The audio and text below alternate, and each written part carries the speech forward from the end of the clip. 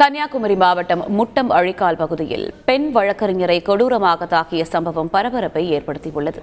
அது தொடர்பான சிசிடிவி காட்சிகளை தற்போது பார்க்கலாம்.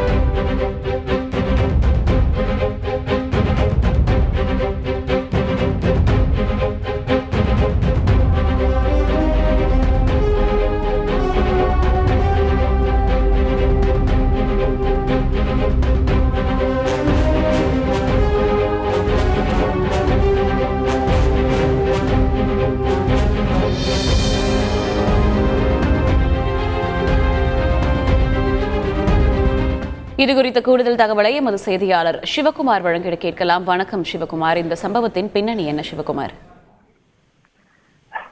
வணக்கம். வெள்ளிச்சந்தை அருகே முட்டம் அழிக்கால் பகுதியை சேர்ந்த உதயா 3 மாத கர்ப்பிணி. இவர் சென்னை உயர்நீதிமன்றத்தில் பயிற்சி வழக்கறிஞராக உள்ளார். இவரது அத்தையான பிள்ளைத்தோப்பு பகுதியை சேர்ந்த மேரி சுபா ரேவதியா கடந்த சில ஆண்டுகளாக புற்றுநோய் பாதிப்பால் சிகிச்சை பெற்று வந்த நிலையில் கடந்த 13ஆம் தேதி சிகிச்சை பலனின்றி அவர் இறந்தார். அப்போது மேரி சுபாதேவியின் உடலை கிறிஸ்தவ முறைப்படி அதே பகுதியை சேர்ந்த ஊர் நிர்வாகிகள் புதைக்குவதற்காக எதிர்ப்பு தெரிவித்துள்ளனர். இதனால் அதிர்ச்சி அடைந்த உதயா தனது அத்தையை புதைப்பதற்காகவும் மதுரை உயர்நீதிமன்றத்தில் வழக்கு தொடர்ந்தார். அந்த வழக்கை விசாரித்த நீதிபதிகள் கடந்த 16ஆம் தேதி சுபாவின் உடலை அதே பகுதியில் புதைப்பதற்காக உத்தரவு பிறப்பித்தனர். அதன்படி அவரது உடல் புதைக்கப்பட்டது. இந்நிலையில் அதே பகுதியை சேர்ந்த நபர்கள் உதயா மீது முன்விரோதம் கொண்டிருந்தனர். இந்த சூழ்நிலையில் சுபா அவரது வீட்டின் அருகே காரில் நின்று கொண்டிருந்த போது அந்த வழியாக மோட்டார் சைக்கிள் அதே பகுதியை சேர்ந்த நபர் மோட்டார் சைக்கிளை காரின் மீது மோதிக்கொண்டு அவரது வாக்குவாதத்தில் ஈடுபட்டுள்ளார். வாக்குவாதத்தில் ஈடுபட்ட நபர் திடீரென்று அவரது ஆதரவாளரை திரட்டி சுபாவினை சரமாரியாக தாக்கியுள்ளார். இதில் நிலை குறைந்த சுபா கீழே விழுந்த போது அவரை மீட்பதற்காக வந்த அவரது உறவினர்களும் அவரது கணவரும் வந்தபோது அவரது கணவரையும் அவரது உறவினர்களையும் தாக்கியுள்ளனர். இதில் நிலை குறைந்து படுகாமை அடைந்த உதயா தனது உடலில் கிழிக்கப்பட்ட ஆடைகளுடனும் தனது உயிரையும் பிடித்துக் கொண்டு அங்கிருந்து தப்பித்தோடி சென்றுள்ளார்.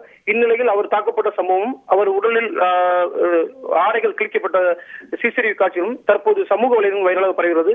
தற்போது இந்த சம்பவம் குமரி மாவட்டத்தில் பெரும் அதிர்ச்சியை ஏற்படுத்தியுள்ளது. கூடுதல் தகவலுக்கு நன்றி சிவகுமார். செய்திகளை உடனுக்குடன் தெரிந்து கொள்ள உடனே சப்ஸ்கிரைப் பண்ணுங்க.